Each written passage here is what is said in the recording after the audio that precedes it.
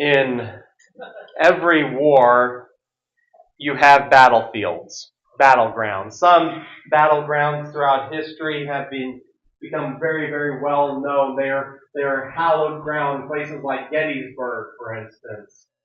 They are treated with great honor, great respect. There are battlefields out there that have been lost to history that no one knows that they ever were a battlefield. Until some archaeological dig occurs and suddenly they discover the evidence buried deep underground that once there was a great war that took place there. Some battlegrounds are hidden. They're not visible from the naked eye. They're not physical in their nature. They're on a different plane of existence. The truth is, we all face battles. You have your battles, I have my battles. We all fight them.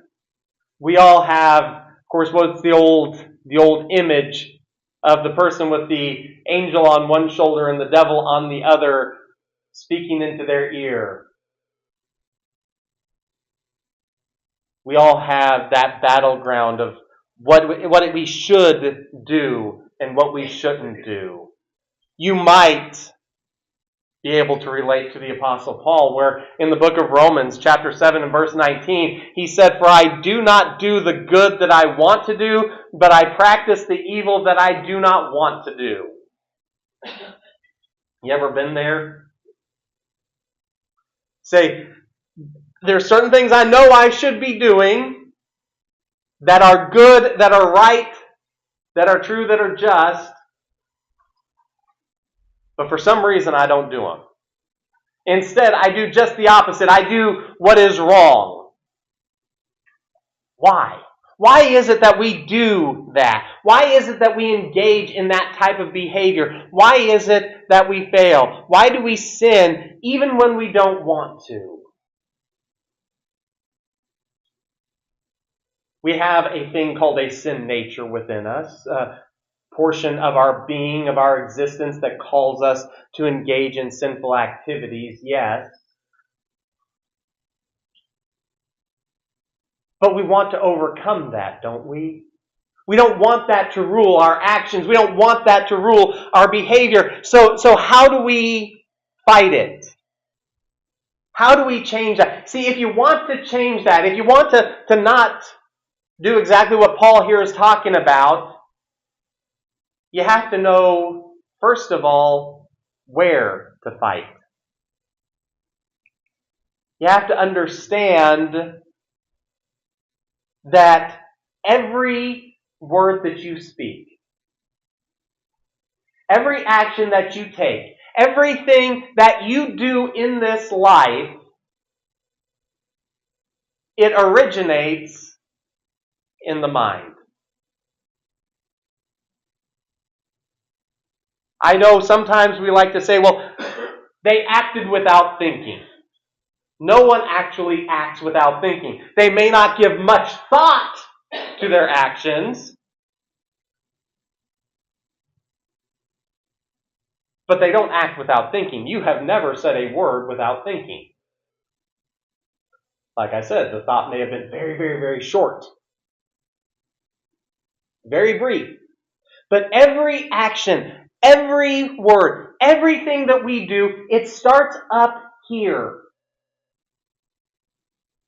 And the problem with sin, the problem with us doing what we don't want to do, with engaging in the evil actions and not doing the good, it's because we lose the battle up here. You see, if you've already lost the battle in the mind, your actions don't stand a chance. Your words don't stand a chance. Paul goes on there in Romans chapter 12 and he says, "Do not be conformed to this age, but be transformed by the renewing of your mind, so that you may discern what is the good and pleasing and perfect will of God." This idea of being conformed to this age. That word conformed. Do you know what the word conformed means? It means to take the shape of.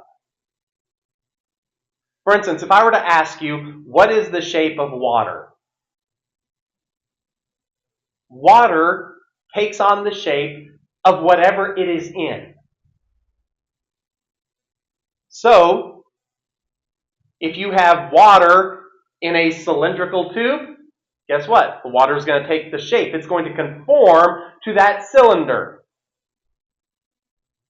Water conforms.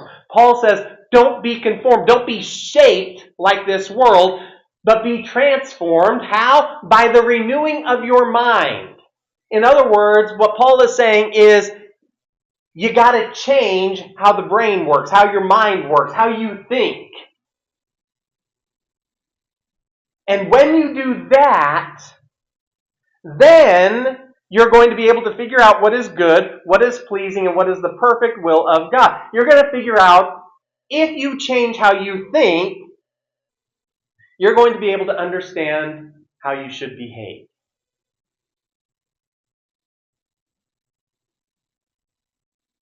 But it has to happen in the mind first. And for the next few weeks, we're actually going to be looking at this. How do you change your thinking? And we're going to start this morning in the book of Philippians. The book of Philippians, chapter 4. Paul, in his writings, in his letters, he has a habit of going in and at the end of his letters, he starts just throwing out little bits and pieces of wisdom. And I mean, oftentimes he gives it to us in shotgun blasts.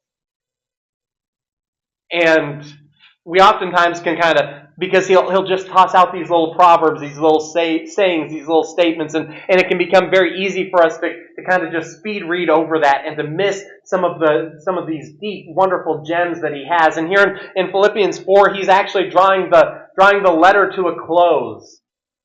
And picking up in verse number 4, Paul writing says, "Rejoice in the Lord always. I will say it again, rejoice. Let your graciousness be known to everyone. The Lord is near. Don't worry about anything, but in everything, through prayer and petition, with thanksgiving, let your requests be made known to God. And the peace of God, which surpasses every thought, will guard your hearts and mind in Christ Jesus."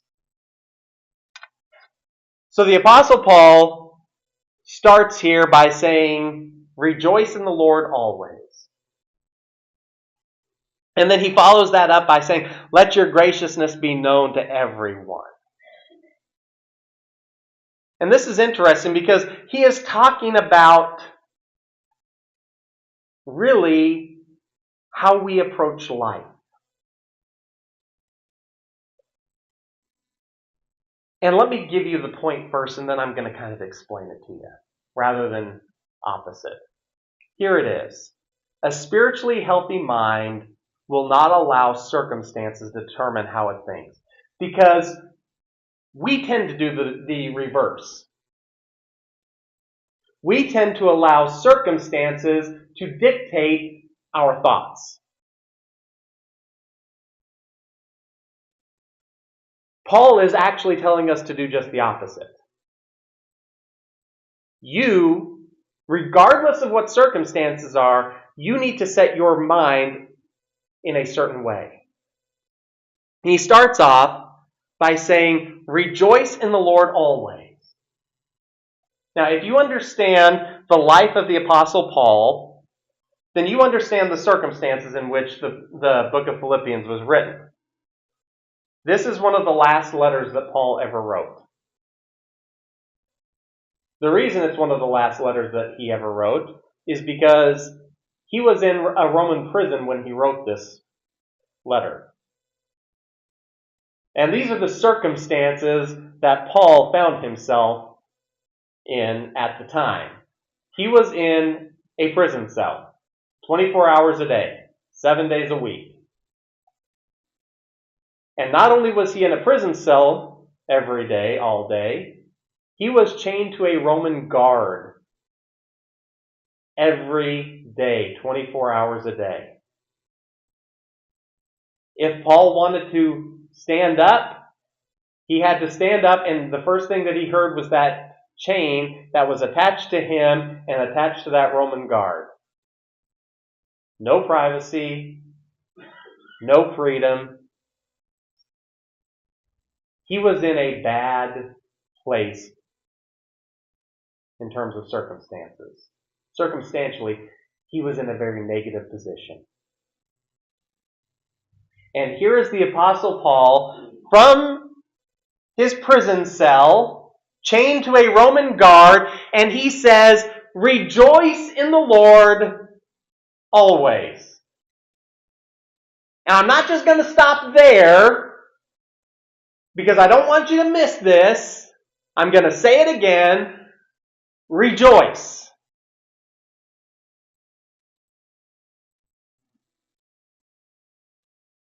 Now, we tend to come from the perspective of, I am in a bad situation, I'm going through a hardship, I'm going through a difficulty, and I'm going to make sure that I let everyone else know how miserable I am, and I'm going to make them feel as miserable as I do. Paul says, no, you rejoice. You learn to rejoice. Because understand something. Pessimism is very easy when we are surrounded by sin and when we are surrounded by negativity. It becomes very, very easy for us to become negative when we are surrounded by the negative. We tend to conform to the negativity. And the simple reality is, some of the most negative, pessimistic people I have ever known are people who show up at church every Sunday.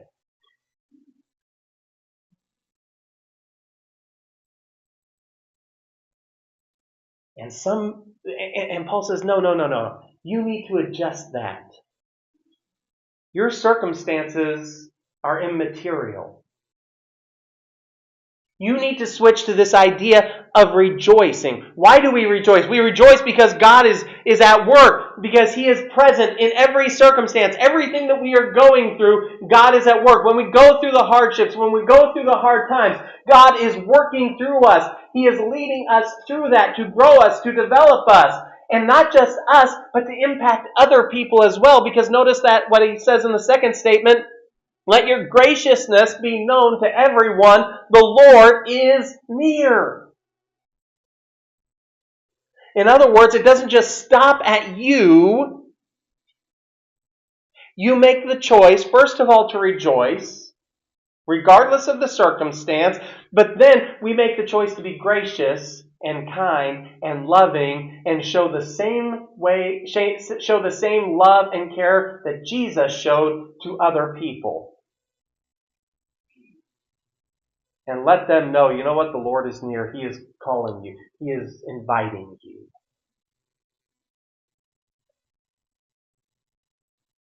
You know, I kind of wonder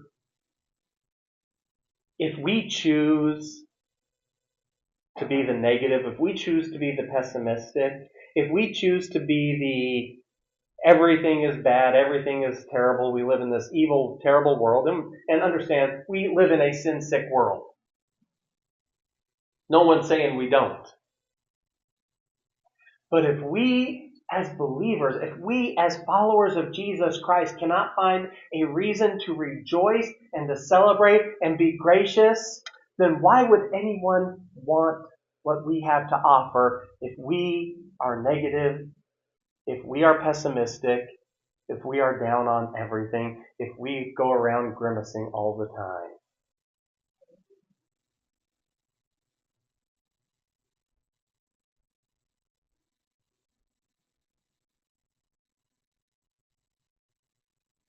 You want to be spiritually healthy? If you start developing this, that you know what, I'm in this place, I'm in this position, I'm in this time of challenge, of struggle, of fighting, but you know what? I'm going to rejoice. And I'm going to seek this and look at this and view this as an opportunity for God to work in me. And I'm going to rejoice because I know that He is. And that He's going to use me to impact other people. It starts to change how you think. It starts to change how you approach life's circumstances and life's challenges. And then he goes on to say in verse 6, don't worry about everything, but in everything, through prayer and with petition and thanksgiving, let your requests be made known to God. If you will, very simple. I didn't originate this statement, but I'll gladly claim it because it's good. Worry about nothing, pray about everything. Worry about nothing, pray about everything. Because understand something, everything that concerns you concerns God. He is concerned with everything that concerns you. Now, does He view everything through the same lens that we view it? No. But He is concerned with everything that concerns us. He doesn't look at anything in our lives as being insignificant and unimportant.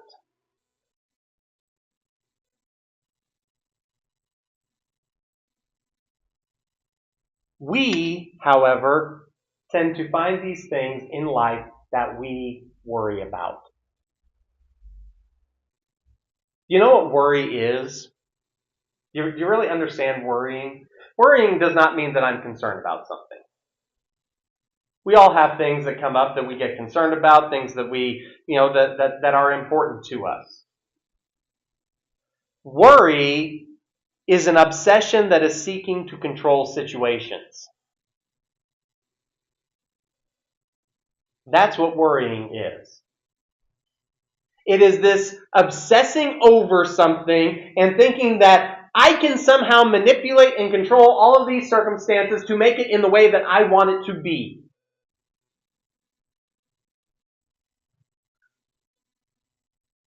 And worrying never accomplishes anything.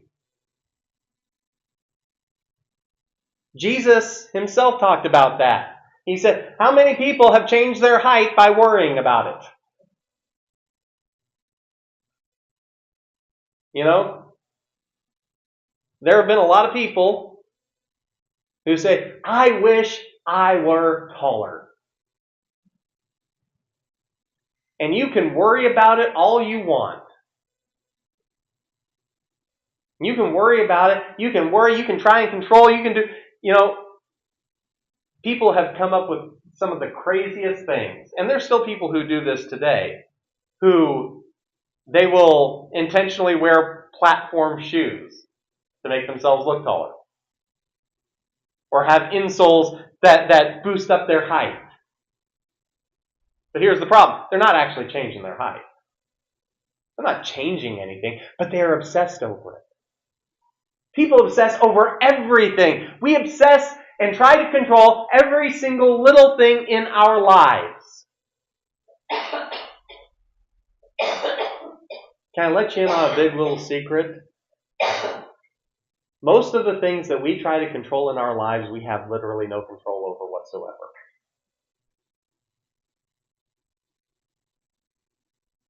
And if you can't control it, then why are you obsessing over it?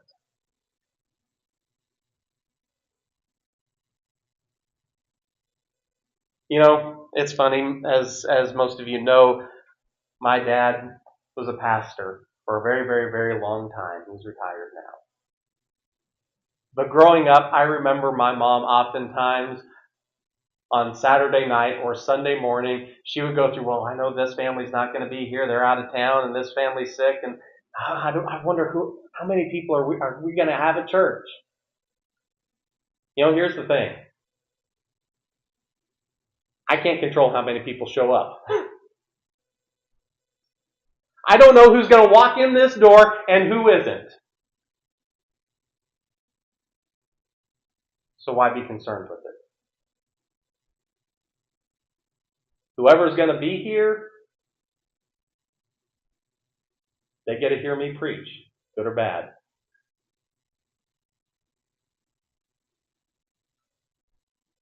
I can't control it. I can't control anyone else's behavior.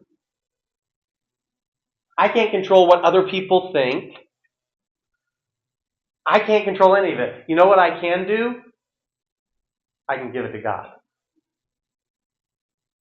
So you know what? This is beyond my control. This is beyond my ability to manipulate and to influence. But God can handle it. He is big enough.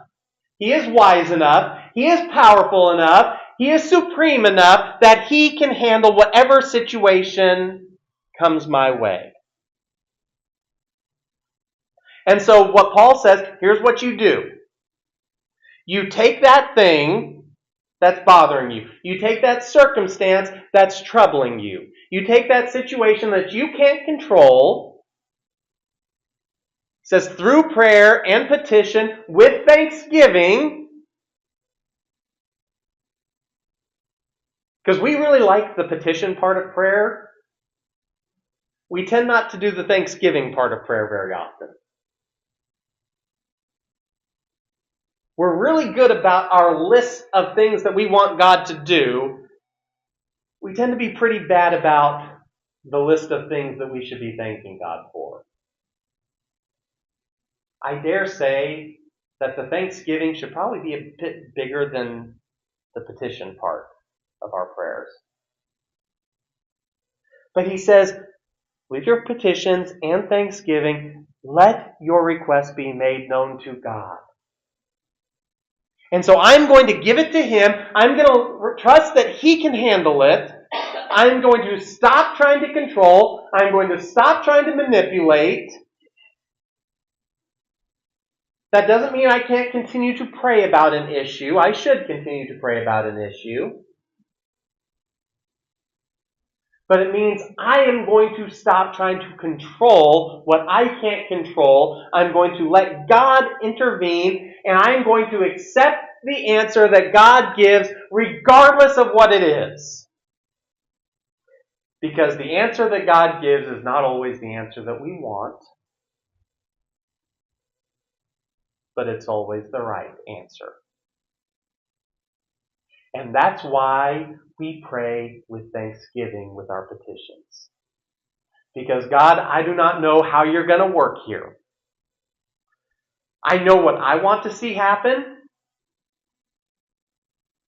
but my wants are not always the right way, are the best. So God, I know you're going to handle it. I know you're going to deal with it according to your will and according to your purpose. And I'm going to thank you right now in advance for what you're going to do. And when you answer, when you act, when you do whatever it is that you're going to do, God, help me to accept it and rejoice in it.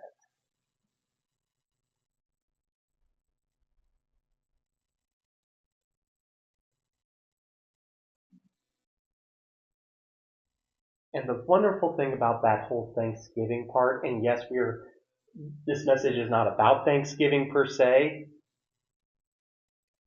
but we are coming into Thanksgiving season, so I'm tossing this out to you early. When we start learning to be thankful, we start changing what we think about. We stop obsessing and trying to control what we can't. When we start to choose to be thankful. And here's what happens. When we choose to rejoice regardless of our circumstance. When we choose to let the graciousness of God be shown through us regardless of our circumstances. When we stop trying to control everything and learn to give it to God and be thankful for however He acts, however He chooses to act, then, Paul says, the peace of God which surpasses every thought will guard your hearts and minds in Christ Jesus.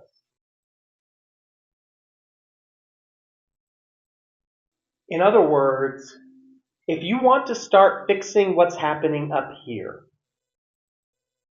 if you want to start fixing how you think, you have to make a conscious decision. You must make the choice to rejoice. Rejoice is not something that happens automatically. Rejoice is a decision that we make. Choosing to allow the grace of God to be shown through our hearts and through our lives to other people, that is not something that automatically happens. That is a choice that we make. Choosing not to worry and instead giving it to God is a decision that we consciously must make. None of these things that Paul says, none of them just happen. They are all decisions that we must make. But if we learn to start making these decisions, and not just making this decision today, starting today, and then you make the decision again this afternoon, and then you make the decision again this evening, and then you make the decision tomorrow morning when you wake up. It is making a conscious decision every time to rejoice, to let the graciousness of God be shown, to not worry, but instead to pray. Making this decision over and over and over and over again,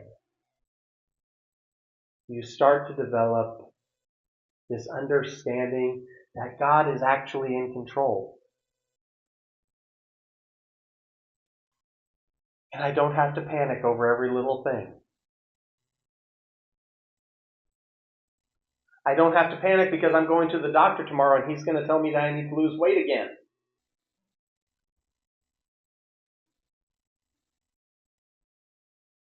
I don't have to panic because I know that I have this bill that's coming in. Yeah, I know life is going to continue to throw challenges at me.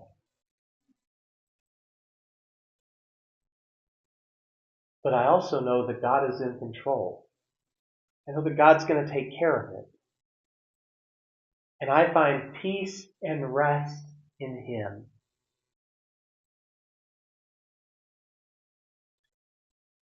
That's where David was when he wrote the 23rd Psalm. I'm finding peace and rest regardless of the circumstance. He prepares a table in the middle of my enemies, in the middle of a battlefield. God says He provides this time of peace and rest.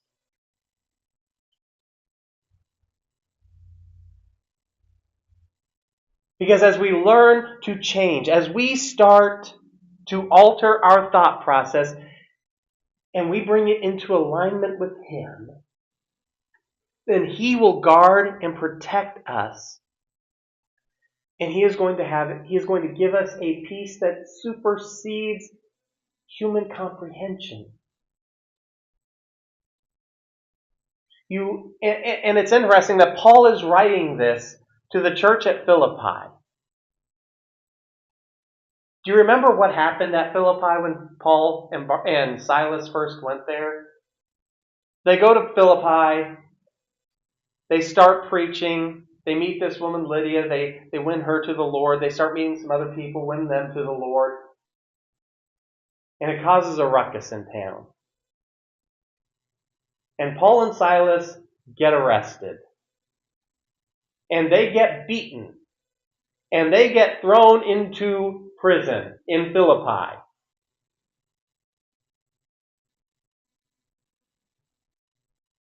And there are Paul and Silas in the middle of the night in that Philippian jail.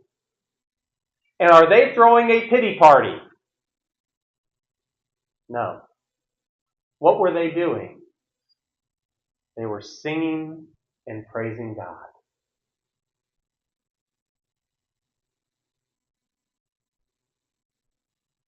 They were worrying about nothing. They had given their circumstances to God. They were rejoicing to be able to suffer for the cause of Jesus Christ. And they were letting His graciousness be shown through them. So much so that God brings an earthquake. And the Philippian jailer, who thinks that all of his prisoners have escaped, is about to kill himself. And Paul stops him. Says, "No, everyone's still here." And the Philippian jailer, this Roman soldier, is saved.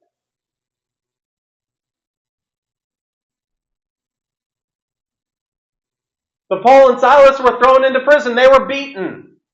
Yeah, but look at how the story ends.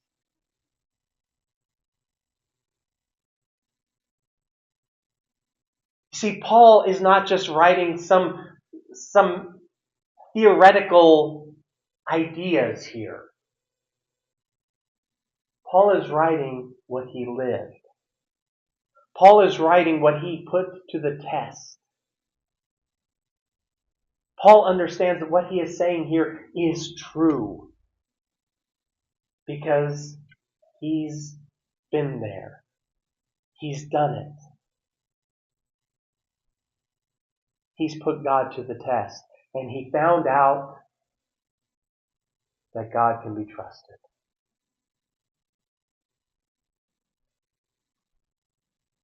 And so as Paul, years later, sits in a Roman prison, chained up to a Roman soldier, 24 hours a day, 7 days a week, Paul rejoices. If you understand a little bit about Paul didn't see his imprisonment as being a negative, as being a bad thing.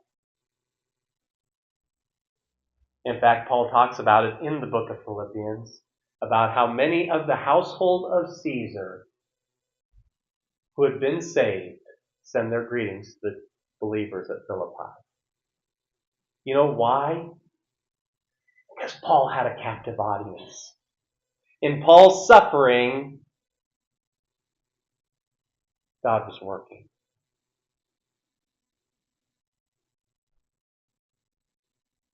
Rejoice. Regardless of the circumstance, rejoice. Let God's grace show through you. Worry about nothing, pray about everything. And do that every day. Every time that you are tempted to despair, every moment that you want to be discouraged, every moment that you want to throw up your hands in frustration, start trying those three things. And see what happens. I'm going to ask you to stand this morning with heads bowed, eyes closed, no one looking on.